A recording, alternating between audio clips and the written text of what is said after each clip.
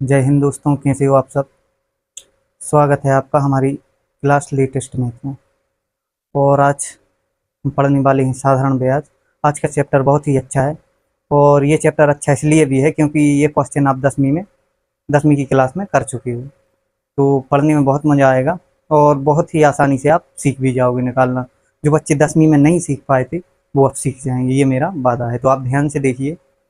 10वीं की क्लास में आप लोग क्या करते थे, जैसे कोई क्वेश्चन दिया रहता था कि 6,000 रुपये पर 10% वार्षिक ब्याज की दर से 2 वर्ष का साधारण ब्याज क्या होगा।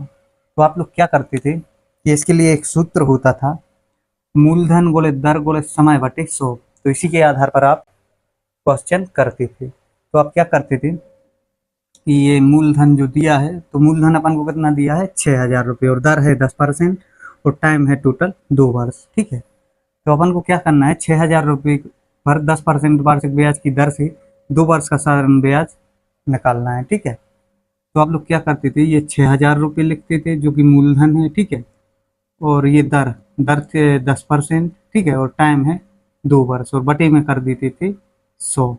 ठीक है, और 2 शून्य से 2 शून्य ये कटे। ठीक है, अब संख्या कितनी बची, 60 × 10 × 2। ठीक है, तो 60 धाम होता है 600 और 600 गुणित 2 1200, ये 1200 आ जाता था। इसी प्रकार से करते थे आप लोग। ठीक है, लेकिन अब अपन को ऐसा नहीं करना है। ठीक है, क्या होता है कि एग्जाम में टाइम होता है काफ़ी कम, और इस टाइप से अपन करेंगे तो ये ज़्यादा स्टेप बन रहे हैं, टाइम काफ़ी लगेगा, तो इस टाइप से अब अपन बिल्कुल भी नहीं करेंगे। ठीक है, कोई सूत्र का इस्तेमाल नहीं करेंगे। अब अपन को क्या करना है कि क्वेश्चन देखना है। ठीक है, जैसे दिया है 6,000 रुपये पर 10% वार्षिक ब्याज की दर से 2 वर्ष का साधारण ब्याज क्या होगा। तो अपन देखेंगे कि मूलधन कितना दिया है 6,000 रुपये, और दर दी है 10% और समय है 2 वर्ष। तो अपन को क्या करना है, इस 10% का 2 में गुणा कर देना है, तो कितना हुआ 20। ठीक है, तो ये 20 हुआ परसेंट। ठीक है, ये 20% लिख लेंगे अपन यहाँ पे, 10 दूनी 20। क्या करना है, दर का समय में गुणा करना है। ठीक है, ध्यान से देखना, दर का समय में गुणा करना है,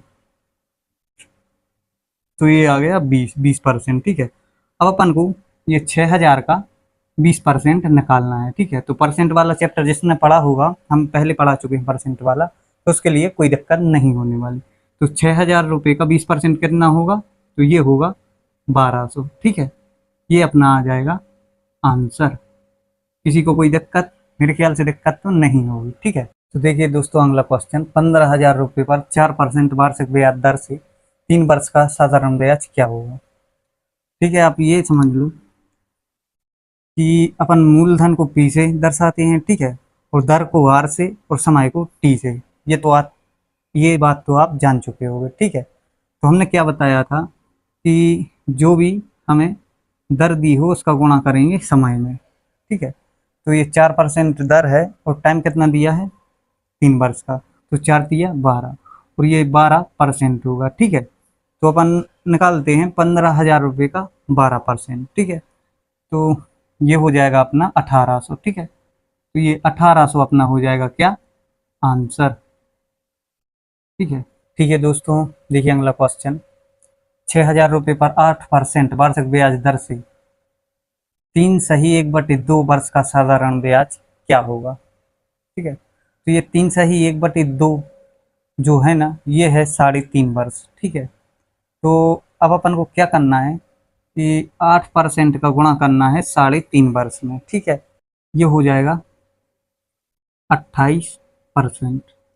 ठीक है, 3.5 वर्ष को अपन क्या लिख सकते हैं, 3.5। ठीक है, और ये 8 गुणित में। ठीक है, तो करो 3.5 में 8 से गुणा, तो 8×5 = 40 का शून्य, हाथ में 4, 8×3 = 24, 24 और 4 = 28। ठीक है, और ये एक संख्या के बाद दशमलव है तो यहाँ भी दशमलव आ गया, तो अब बच कितना गया 28, तो ये 28 हो गया परसेंट। ठीक है, तो निकाल लो 6,000 रुपये का 28%, तो ये आ जाएगा 1,680। ठीक है, और ये 1,680 आ गया अपना क्या, आंसर।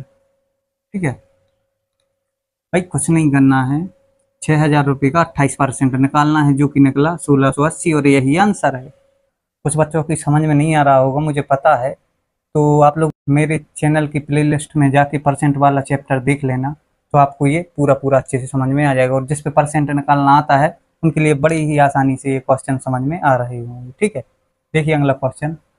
₹20,000 पर 5% वार्षिक ब्याज की दर से कितने वर्षों का साधारण ब्याज ₹6000 होगा। ठीक है, तो मूलधन कितना दिया है? मूलधन दिया है ₹20,000। ठीक है, और दर कितनी है? ये है 5%। ठीक है, और टाइम, तो टाइम हमें निकालना है। एसआई कितना दिया है, यानी एसआई मतलब साधारण ब्याज, तो ये दिया है ₹6000। ठीक है, कितना दिया है? ₹6000।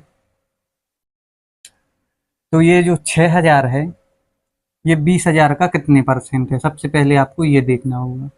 ये जो ₹6000 हैं, ये 20,000 के कितने परसेंट हैं? तो ये हैं 30%। ठीक है, 30% है। ठीक है, चूंकि अपन को निकालना है समय, और दर कितनी है? ये है 5%। ठीक है, तो इस 5% से 30% कट जाएगा, 5 छक्का 30, और ये जो 6 आया ये होगा समय, क्या होगा? टाइम। तो कितना निकल के आया? 6 वर्ष, ये होगा अपना आंसर। ठीक है, इनको अब अपन यहाँ लिख सकते हैं, 6 वर्ष।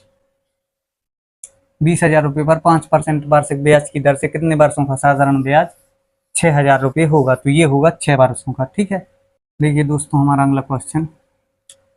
₹7500 पर साधारण ब्याज की किसी विशेष दर से 5 वर्ष का साधारण ब्याज 4500 है, तो दर क्या होगी? ये एसएससी 2018 में आ चुका है। ठीक है, इसलिए इसे ध्यान से देखें। ठीक है, तो अपन क्या करेंगे, इस टाइप के क्वेश्चन को करने से पहले अपन देखेंगे कि ये ₹7500 का 4500 कितने परसेंट है। तो ये है 60%। ठीक है, ये है 60%, और समय हमें कितना दिया है? तो ये दिया है 5 वर्ष। टाइम कितना दिया है क्वेश्चन में? 5 वर्ष। तो इस 5 वर्ष से अपन इस 60% को काट लेंगे। ठीक है, तो ये कटेगा 12 बार। ठीक है, और ये जो 12 आया ये क्या होगा? अपनी दर होगी। ठीक है, तो ये दर कितनी निकली? 12%। ये होगा अपना आंसर। ठीक है, जिन्होंने परसेंट नहीं पढ़ा है वो सोच रहे होंगे कि ये 4500 7500 का 60% कैसे है। तो आप देखिए कि 1.10 के बाद दशमलव रखने से हमें कितना मिल जाता है? 10%। तो ये जो 750 है ये है 10%। ठीक है, और 750 के जब अपन 6 गुना करेंगे तो कितने बन जाएंगे? 4500। तो 4500 हो जाएगा 60%।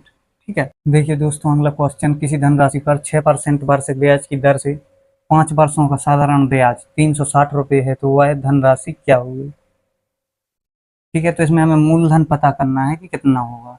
दर दी है हमें 6%, समय दिया है 5 वर्ष का, और यह यानी साधारण ब्याज है ₹360।